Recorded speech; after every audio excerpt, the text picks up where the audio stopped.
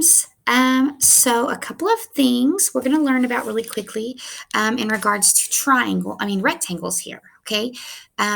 We have a sample problem here. What we're going to talk about is the type of work that you need to be able to show each time that you are working with a rectangle. Okay.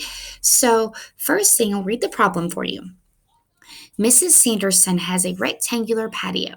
The length of the patio is 12 feet and the width of the patio is 8 feet. How many square feet of space does the patio take up? So, one of the things that we're going to do each time is we need to identify the shape every single time because over the next few weeks, we're going to be looking at problems that have different shapes. And so, if we're using the wrong shape, it'll force us to use the wrong formula. Okay.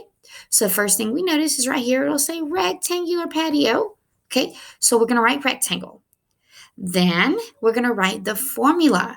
So based on what we've given you, there are two different formulas for actually finding the area of a rectangle.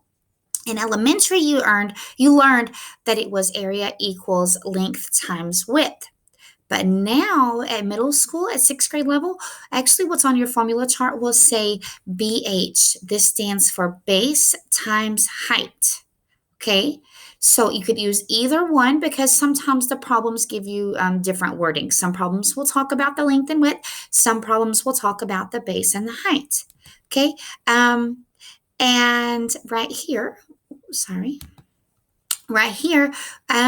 what are your dimensions? So your side lengths on this picture, on this rectangular patio. So on this one, it gave us length and width. So we would write down the length is 12 feet and the width is 8 feet. It is important right here to be sure and show the dimensions, okay? Show your dimensions right there. Tell what your measurement is. What are your units, okay? The next step down here is to substitute the dimensions. So if I use the formula, area equals length times width, L is 12 and W is 8. So I'm going to write the formula, but instead of the letters this time, I'm going to substitute the numbers in its place. Okay, and now I'm going to go over here and solve. And I know that when I have the numbers that are smushed up against each other, that would mean I multiply. So 12 times 8 is 96. That is where that work goes. And then your answer, you tell me what it means, like in words, give me your units, everything, okay? So the area of your patio is 96 square feet that we got right here, okay? And we know it's feet because my dimensions up here were feet in the problem. Okay, so each time that you are solving a problem involving area, it is really important that you are showing each of these steps. If we were in class, we would be putting all of this on paper.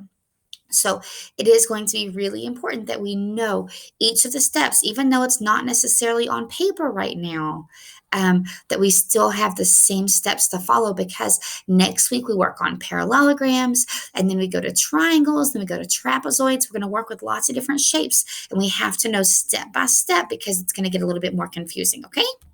Thank you.